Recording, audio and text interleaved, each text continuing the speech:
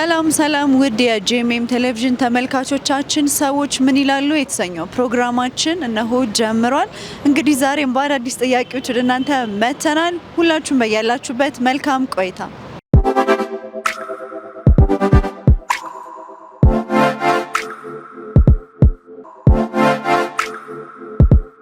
ስሜ ተስፋዬስ ብርሃኑ። ስሜ አላዛር አለማየሁ ይባላል። ስሜ ዶክተር ፍቅሬ በርሄ ይባላል። ወጣት ተጽዕኖ ፈጣሪ ናትናኤል ሙልጌታ እባላለሁ። ደስታን እኔ ከእግዚአብሔር አብ የተሰጠ ክርስቶስ ኢየሱስ ነው ብዬ አምናለሁ። ደስታ ትርጉም ደስታማ ደስተኝነት ነው። ሌላ ምንም ሊኖረው አይችልም። ብዙ ትርጉም የለውም ለኔ ማለት ነው። የተሰጠ ነገር ነው። የተሰጠኝን ነገር እቀበላለሁ ማለት ነው። ከዛ ውጪ የተለየ ነገር አይደለም እኔ ጋር ማለት ነው። ደስታ የሚሰጥ ነገር ነው። ደስታ ለኔ በህይወቴ በጣም የሚያስደስተኝ ነገር ጥሩ ነገር ስሰራ ያስደስተኛል። የደስታ ትርጉም ማለት እኔ በቃ ጥሩ ነገር ስሰራ ሰዎችን ሳስደስት ለኔ ትልቅ ደስታ አገኛለሁ። ለኔ ደስታ ማለት ያው ባለህን ነገር መርካት፣ ያለህን እግዚአብሔርም ህይወትን ሁሉ የሰጠን ነገር ማድነቅ፣ ባለ ሁሉ መደሰት ማለት ነው ለኔ ደስታ። ደስታ ብዙ አይነት ትርጉም አለው። ምድራዊና ሰማያዊ ብዬ እለዋለሁ። ምክንያቱም ሰው ልጅ በምድራዊ በብዙ ነገር ይደሰታል። በሰማያዊ ግን ሁል ጊዜ በጌታ ደስ ይበላችሁ ስለሚል ሁል ጊዜ ደስታችን የሚሆነው በጌታ ነው። ምድራዊ ደስታ ግን በተለያዩ ነገሮች ኤቭሪ ዊክ ኤቭሪዌር ብሏል እንግሊዘኛው። እንደውም እንደዛ ስለሆነ ይሄኛው ነው ደስታ። ፍጹም ደስታ መጀመሪያ ክርስቶስን ስንቀበል ነው። በራሴ አስተሳሰብ ክርስቶስን እንደግል አዳኝ አድርጌ ስንቀበል ፍጹም ደስታ ይኖራል። ሁለተኛ ነገር ደግሞ በክርስቶስ ኢየሱስ አምነን ስንኖር ነው። ቃሉን በህይወታችን ስንተገብር ፍጹማዊ የሆነ ደስታ ይሰማናል። ደስታን እኔ ከማውቀው አንጻር እንዳልኩሽ መጀመሪያ ላይ የሚሰጥ ነገር ነው። ደስታ ደግሞ የሚሰጠው ብዬ የማስበው ከፈጣሪ ነው። ከፈጣሪ የሚሰጥ ደስታ እኔ ጋር ሲመጣ ደስተኛ ነኝ ብዬ አምናለሁ ማለት ነው። ጥሩ ነገር በመስራት ሌላ ምንም አይነት ነገር ፈጣሪንም ያለማስቀየም ለሰዎችንም ያለማስቀየም ደስታ የሚገኘው ከጥሩ ነገር ከምላቸው ነገር ብቻ። አው ደስታ ማግኘት የሚቻለው ራስን ያው በመግታት ነው። ራስን መግታት ስል ያው የሰው ልጅ ሁሌ ሲኖር የሚፈልገውን ነገር መጨረሻ ያለው እና ግን ያለህን ነገር ማድነቅ፣ ለተሰጠ ነገር ዋጋ መስጠት ከቻልክ ደስታ ማግኘት ትችላለህ ብዬ አስባለሁ። ያው እንዳልክሽ ሁለት አይነት ነው ይይሻለሁ። ይሄ ህዝብ ደስታን ከፈለገ በክርስቶስ ኢየሱስ አምኖ ሲድን ነው ደስታ የሚያገኘው። ምድራዊውን ደስታ ከፈለገ ደግሞ ሰው ልጅ በሚበላውም በሚጠጣውም በሚያየውም በሚሰማውም በስሜት ሕዋሳታችን ሁሉ በምንሰበስበው ነገሮች ሁሉ ይደሰታል። ግን ያ ደስታ ጊዜያዊ ነው። ለዛ ነው ምድራዊ የሚባለው። ዘላለማዊ ደስታ ግን ሁል ጊዜ ግን የማይጠፋው ደስታ ሰው ልጅ በክርስቶስ አምኖ ሲድን ብቻ ነው። አዎ በጌታ ደስ ይበላችሁ። ፊልጵስዩስ ሰዎች እኔ በፊልጵስዩስ ሰዎች ምዕራፍ 4 ቁጥር 4 እንደሚናገረው ሁልጊዜ በጌታ ደስ ይበላችሁ፣ ደግሜ እላለሁ በጌታ ደስ ይበላችሁ፣ ገርነታችሁ ሁሉ ለሰው ሁሉ ይታወቅ ስለሚል በጌታ ኢየሱስ ሁልጊዜ ደስታ ማግኘት እንችላለን። አንችልም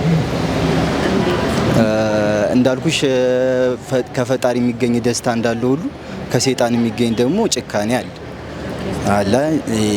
እንዴት ልበልሽ? ሰይጣን ማለት የፈጣሪ ተቃራኒያ። ስለዚህ እሱ ደስታዬን ሲሰጠኝ ደግሞ ሰይጣን ደግሞ ደስታዬን ለመንጠቅ ብዙ ውጣ ውረዶች ይገባል። ምን ይላል? በዛ ውስጥ ደስታዬን ላጣ እችላለሁ ማለት ነው። ደስተኛ ለመሆን ብቻ አይደለም የተፈጠር ነው ማለት ነው። ለማመስገን ነው። ከምስጋና ጋር ደግሞ ብዙ ሉዝ የምታደርጋቸው ነገሮች ሊኖሩ ይችላሉ። ከዛ አንጻር እረዳዋለሁ ማለት ነው። አይቻልም። እንዴት? ምክንያቱም አንዳንድ ሰዎች የሚሆን በስራ ምክንያት በተለያየ ነገሮች ማትፈልጊው ነገር አንቺ እንደጠበቅሽው ነገሮች ላይሆኑ ይችላሉ። በዛ ሰዓት ትንሽ ፌል ሊያደርግሽ ይችላል። ያው ሰዎችም አንቺ በምትፈልጊው ነገር ፖዚቲቭ ላይ ያደርጉልሽ ይችላል። በዚህ አንግል ነው ደስታ ማጣት ይቻላል። ሁልጊዜ ደስተኛ መሆን ላይቻል ይችላል። ምክንያቱም እንደ ሰው ብዙ ቻሌንጆች ይገጥሙናል ህይወት ውስጥና ሁሌ መሆን ላይቻል ይችላል። ግን በተቻለ መጠን መቀነስ ግን እንችላለን። ይሄ ደስታ የሚያርቁ ነገሮችን፣ ደስታ የማይሰጡ ነገሮችን ግን መቀነስ እንችላለን። ሁልጊዜ እንዳልኩሽ አሁንም ሁለት አይነት ነገር አለው። ደስተኛ የምትሆኝበት ነገር አለ፣ ደስተኛ የማትሆኝበት ነገር አለ። ደስተኛ የምትሆኝበት ነገር በምድራዊ ነገር ከሆነ ያ ሁሌ የምታየው ነገር ሳታየው ስትቀሪ ደስታሽ ይወሰዳል። የምትፈልጊውን ነገር ስታጪ ደስታሽ ይወሰዳል። ይሄ ነው። በክርስቶስ ግን ደስ የሚልሽ ከሆነ ግን ሁሌ የሚያስከፉም ነገር ሲኖሩ ደስ ይላሉ። መከራም ሲበዛ ደስተኛ ነሽ። በሌሎችም ነገሮች ሰምቲንግ ካፕን ሲያደርጉ እንጂ ታረገ ደስ ያለሽ። መከፋትሽ ረጅም ጊዜ አይወስድም። ይሄ ነው ልዩነቱ። ደስታችንን የሚረብሹ ነገሮች አንደኛ የስጋዊ ምኞት ደስታችንን ሊረብሸን ይችላል። ሁለተኛ ነገር ደግሞ የራሳችን አስተሳሰብ ኦር ያማነት በህይወታችን በክፉ ነገር ስናስብ ደስታችንን ሊረብሸን ይችላል። ሁለተኛ ነገር ደግሞ የእግዚአብሔርን ትእዛዝ መፈጸም ሳንችል ኦር ከእግዚአብሔር ትእዛዝ ውጪ ስንሆን ደስታችንን ሊረብሽ ይችላል። ደስታችን የሚጠፋብን ከፈጣሪያችን ስንርቅ አለ። የተሰጠንን ነገር ሳናቅ ስንቀር የተሰጠንን ሳናቅ ያው የሰው ነገር ማየት ስንጀምር ስፔሻሊ እንዳልኩሽ ሴጣን የሆነ ነገር ስለሚያሳየን የኛ ያልሆነን ነገር ማየት ስንጀምር ያልተሰጠን ቦታ ላይ ስንገኝ ደስታችንን እናጠዋለን ብዬ አስባለሁ። አንደኛ ደስተኛ እንዳንሆን ከሚያደርግ ነገሮች ኤክስፔክቴሽን ይመስለኛል። ኤክስፔክቴሽን ማለት የሆነ ስራ ጀምረን ወይም ከሆነ የቅርብ ሰው የምንጠብቀው ነገር ሳይሳካ ሲቀር ወይም እንዳሰብነው ሳይሆን ሲቀር ዲስአፖይንትመንት ወይም ደግሞ መበሳጨት ይፈጥራል። እሱ ደግሞ ያው ደስታችንን ያርቃል እና ኤክስፔክቴሽን ወይም ከሰው የምንጠብቀው ነገር ወይም ነገሮች ሳይሳኩ ሲቀሩ የምንሰጣቸውን የስሜት ደረጃችንን መቆጣጠር መቻል እሱ የደስታችን ላይ የራሱ እንትን አለው ብዬ አስባለሁ። ያው እንግዲህ የደስታ ተቃራኒ ምንድን ነው? ሀዘን ነው። ሀዘን ደግሞ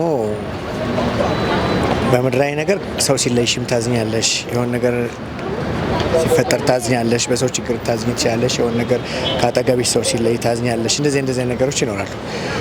በሰማያዊም ነገር ደግሞ ስታስቢ ደግሞ ከክርስቶስ ርቀሽ ስትኖሪ የደስታ ህይወት አይኖርሽም እና በተለያዩ ጊዜ በምታሳልፊበት ጊዜ ላይ በምድር ሳላችሁ መከራ አለባችሁ ይላል። እነዛ መከራዎች ውስጥ ስታልፊ በክርስቶስ ካልሆንሽ ኦልሬዲ ደስታሽ የለም ማለት ነው። ተመልካቾች ማስተላለፋቸው መልእክት ሁልጊዜ በጌታ ደስ ይበላችሁ ነው ብዬ የምናገረው። ሁለተኛ ነገር ደግሞ የእግዚአብሔርን ቃል በህይወት እንኑር።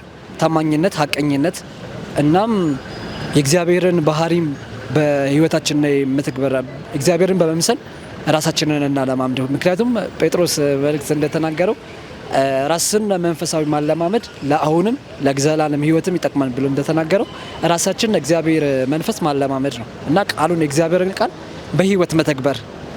ሁለተኛ ነገር ደግሞ ማስተላለፈው የሰውን ጉድፍ ከመመልከት ይልቅ የራስን ምሰሶ ማየት ይሻላል። የራሳችንን ምሰሶ በማቅናት ፍቅርና ደስታን፣ ሰላምን ለጓደኞቻችን፣ ለሀገራችን እናም እንዲሁም ለቤተሰቦቻችን እንመኛለን። ደስተኛ ሆኑ ነው በቃ ደስተኛ እንዲሆኑ። ደስተኛ ደግሞ አንድና አንድ መንገዱ ፈጣሪ ነው። ገብቶሻል? ክርስቶስ ብቻ ነው። በክርስቶስ ደስታ ይገኛል፣ በፈጣሪ ደስታ ይገኛል። ከሱ ጋር ብቻ አብራችሁ ሁኑ ባይ ነኝ ማለት ነው። የሰይጣንንና ሌላ ነገር አትስሙ ባይ ነኝ። የተሰጣችሁ መክሊታችሁን ወቁ ነው። ከዛ ደስታ ይገኛል ብዬ አምናለሁ። ተመልካቾቼ እንግዲህ ጥሩ ነገር በመስራት ደስታን ታገኛላችሁ። ፈጣሪም በማስደሰት ጥሩ ነገር ታገኛላችሁ። ከዚህ ውጪ እንግዲህ እንወዳችኋለን። ከኛ ጋር አብራችሁ ነው። እሺ ያው ከባድ ነው ደስተኛ እንዲሆኑ መምከር፣ ግን ያው ያላችሁን ማድነቅ ከሌለን ይልቅ ያለንን መቁጠር ከቻለን አይ ቲንክ ደስተኛ መሆን እንችል ይመስለኛል። ሁል ጊዜ በጌታ ደስ ይበላችሁ። ይሄን ነው ማለት ደግሜ እላለሁ። አመሰግናለሁ።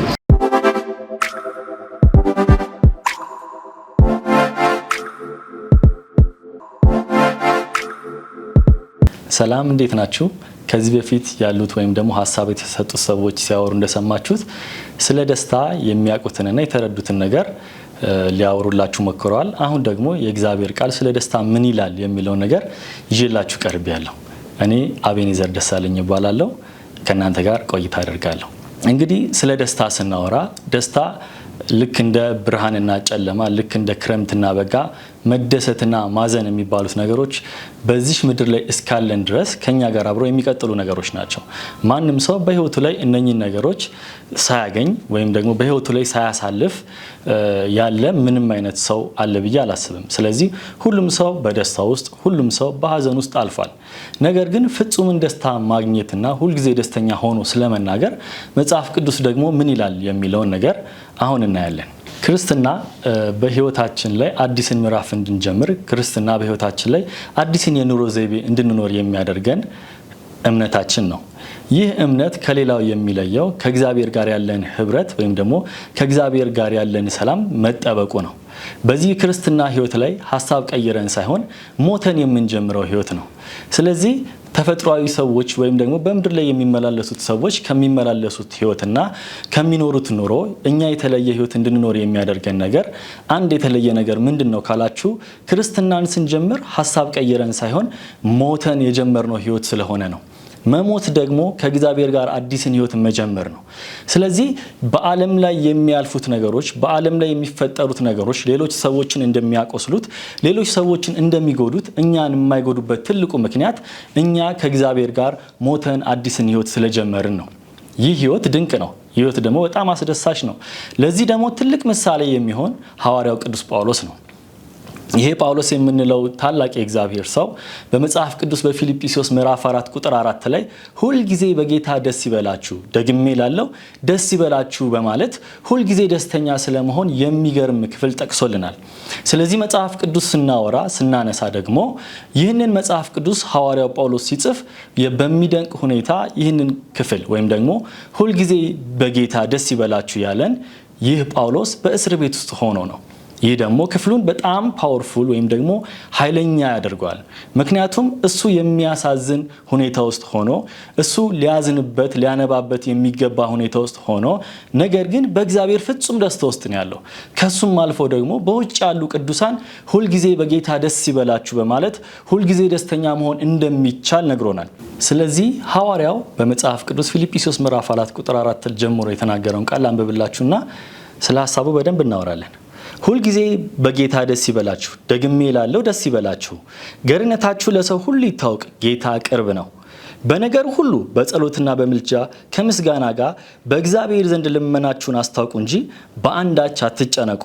በመቀጠልም ጳውሎስ እንደዚህ ወይም ደግሞ የመጨረሻውን ቃል በመናገር ምን ያህል በእግዚአብሔር ደስተኛ ሆኖ መኖር እንዴት እንደሚቻል ይነግረናል ማለት ነው። ቁጥር 7 ላይ እንደዚህ ይላል፣ አእምሮን ሁሉ የሚያልፍ የእግዚአብሔር ሰላም ልባችንንና ሐሳባችንን በክርስቶስ ኢየሱስ ይጠብቅልናል ይላል። ሁልጊዜ ደስተኛ የምንሆንበት ምክንያት ይህ ነው። ምንድነው ካላችሁ ልባችንንና ሐሳባችንን የሚጠብቅ ጌታ ስላለ፣ ይህ ጌታ ደግሞ ሁሉን ቻይ፣ ሐሳባችንን የሚረዳ፣ የልባችንን የሚያውቅ፣ በተሰበረን ጊዜ እኛን መጠገን የሚችል፣ ባዘንን ጊዜ እኛን ማጽናናት የሚችል፣ የሆነ ድባቴ ውስጥ በገባን ጊዜ ከዛ ውስጥ እኛን ነጥቆ ማውጣት የሚችል ስለሆነ ነው። እሱ እኛን መጠበቅ የሚችል ስለሆነ ነው። በተመሳሳይ መዝሙረኛው ዳዊት ደግሞ እንደዚህ አይነት ሐሳብ ሲያቀርብልን እናያለን። በመዝሙረ ዳዊት ምዕራፍ 16 ቁጥር 8 ላይ እንደዚህ ይለናል፣ ሁልጊዜ እግዚአብሔርን በፊቴ አየዋለሁ፣ በቀኜም ነውና አልታወክም። ስለዚህ ልቤን ደስ አለው፣ ምላሴም ሐሴት አደረገች በማለት ስለ እግዚአብሔር መደሰት ወይም ደግሞ በእግዚአብሔር ስለመደሰት ያወራልናል ማለት ነው። ስለዚህ ሁልጊዜ ደስተኛ መሆን እንችላለን ወይ ከተባለ አዎ ደስተኞች መሆን እንችላለን። በማንኛውም ሁኔታ በማንኛውም ህይወት መንገዳችን በምናልፍበት ነገር ሁሉ ደስተኛ መሆን እንችላለን።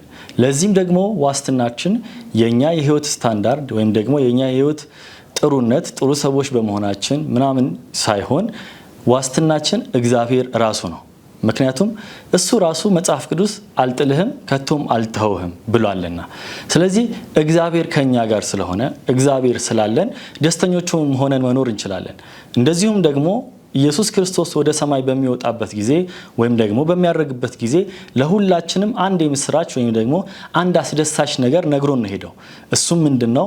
መንፈስ ቅዱስ የሚባል አጽናኝ ከኛ ጋር እንደሚቆይ፣ መንፈስ ቅዱስ የሚባል አጽናኝ ወደኛ እንደሚልክልን፣ ለዘላለምም ከኛ ጋር እንደሚሆን ነግሮን ሄዷል።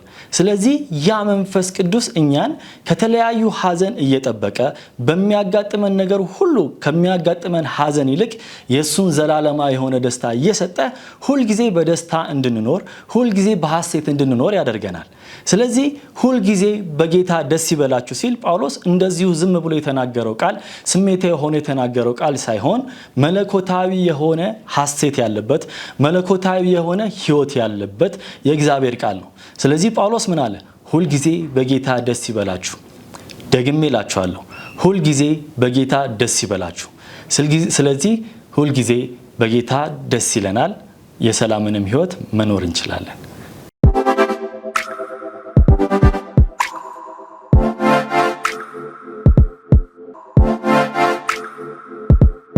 እንግዲህ ተመልካቾቻችን ለዛሬ ያዝንላችሁ ሰዎች ምን ይላሉ የተሰኘው ፕሮግራማችን ይህንን ይመስል ነበረ። እንግዲህ ደስታን በተመለከተ ብዙ ሀሳቦች ተነስተዋል። ሁልጊዜ በጌታ ደስ ይበላችሁ ይላል መጽሐፍ ቅዱስ። ስለዚህ ሁልጊዜ ደስተኛ መሆን ይቻላል፣ ያም ደግሞ በእግዚአብሔር ማለት ነው። ያን የምናገኘው ከእግዚአብሔር ነው። ስለዚህ ሁልጊዜ ደስተኛ እንሁን። ብናጣም ብናገኝም በየትኛውም ሲቹዌሽን ውስጥ ብንሆን ሁልጊዜ ደስተኛ እንሁን። ይህ መልእክታችን ነው። ከፕሮግራሙ ጋር እኔ ኢየሩሳሌም አካሉ አብሬያችሁ ቆይታ አድርጌያለሁ። ሳምንት በሌሎች ጥያቄዎች ወደ እናንተ እንመጣለን። ያላችሁን ሀሳብ አስተያየት በቴሌግራም አድራሻችን ላኩልን። እስከ ሳምንት፣ መልካም ሳምንት።